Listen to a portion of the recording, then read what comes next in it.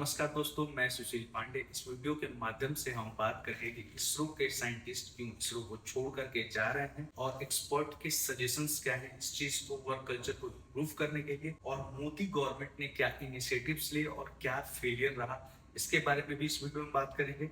और किस टाइप के रिफॉर्म्स हम ला सकते हैं इसरो को इम्प्रूव करने के लिए, इसके बारे में हम इस वीडियो में बात करेंगे। तो सबसे पहले हम बात करेंगे कि इसरो के साइंटिस्ट इसरो को छोड़ करके जा क्यों रहे हैं। मोर देन 1000 साइंटिस्ट जो है इसरो को छोड़ करके जा रहे हैं या फिर वॉलंटियर रिटायरमेंट ले लिया है। डिपार्टमेंट ऑफ स्पेस DOS जो कि है, उन्होंने रेजिग्नेशन रूल को थोड़ा सा टाइट कर दिया है। लाइक जो लोग भी स्पेशल मिशन पे काम कर रहे हैं, जैसे गगनयान जैसे मिशन पे, जैसे कि आप तभी छोड़ के जा सकते हो जब वो प्रोजेक्ट कंप्लीट हो जाए। रीजन ये है कि मोदी गवर्नमेंट ने प्राइवेट सेक्टर को बढ़ावा दिया है, जिसमें बहुत सारी कंपनियां स्पेस सेक्टर में खुली हैं, जैसे कि sky aerospace, Agnikul Cosmos, pixel aerospace. इनको छोड़ने का रीजन एक और ये भी है, कंपनियां हैं वो हाईएस्ट सैलरी ऑफर करती हैं, स्टॉक ऑप्शंस देती हैं, फास्ट कैरियर ग्रोथ मिलता है इनको, और ग्रेटर फ्लेक्सिबिलिटी होती है, लीडरशिप अपॉर्चुनिटी भी ये देते हैं। इसकी वजह से इसरो को छोड़ के जाने का लोगों का वजह भी है। इसरो के फेल होने का कारण एक ये भी है कि जो रिटायर्ड ऑफिसर्स हैं, बच्चे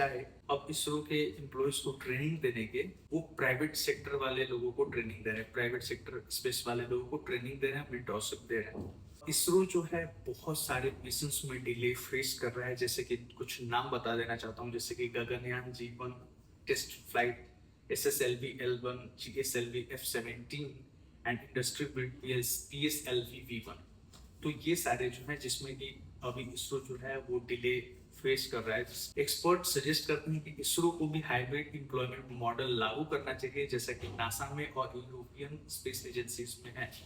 तो हम जानेंगे कि क्या बेनिफिट होगा जब हम हाइब्रिड मॉडल को लागू करेंगे स्पेस एजेंसी में, तो उससे बेनिफिट्स क्या क्या मिलते। तो उससे क्या होता है कि कोर एक्सपर्ट जो होते हैं उसको हम रिटेन कर पाते हैं, ग्रेटर फ्लेक्सिबिलिटी मिलती है उनको, एक्सेस टू स्पेशलाइज्ड टैलेंट, आप इसरो को स्पेशलाइज्ड टैलेंट का एक्सेस मिलेगा, फास्ट हायरिंग आप तेजी से कर पाओगे, लॉन्ग टर्म कॉस्ट को डिक्रीज कर सकते हो, इनोवेशन बेटर हो सकता है, वर्क फोर्स को आप स्केल कर सकते हो, स्ट्रॉन्ग प्राइवेट सेक्टर के साथ आप कोलैब करके मिलके काम कर सकते हो, जैसे कि नासा, स्पेसएक्स वगैरह मिलके काम करते हैं, प्रोजेक्ट डिलीवरी फास्ट हो सकती है। तो ये सारी चीजें जो है बेनिफिट्स हैं।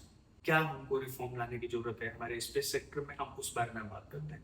सबसे पहले तो आपको सैलरी इंक्रीज करनी चाहिए और इंसेंटिव्स लागू करने चाहिए एम्प्लॉयज के लिए। एम्प्लॉयमेंट मॉडल जो कि बहुत पुराना हो चुका है, आपको उसको बदलने की जरूरत है, रिफॉर्म करने की जरूरत है। प्रमोशंस को स्पीड अप करना चाहिए, रिसर्च इंफ्रास्ट्रक्चर इन्वेस्ट करिए, प्राइवेट इंडस्ट्रीज के साथ कोलैब करिए, रिवार्ड एंड रिकॉग्निशन मिलना बहुत ज्यादा जरूरी है, क्योंकि एम्प्लॉय काम करते रह जाते हैं, उनको रिवॉर्ड एंड रिकॉग्निशन नहीं मिलता, तो इसकी वजह से वो बहुत ही लो फील करते हैं।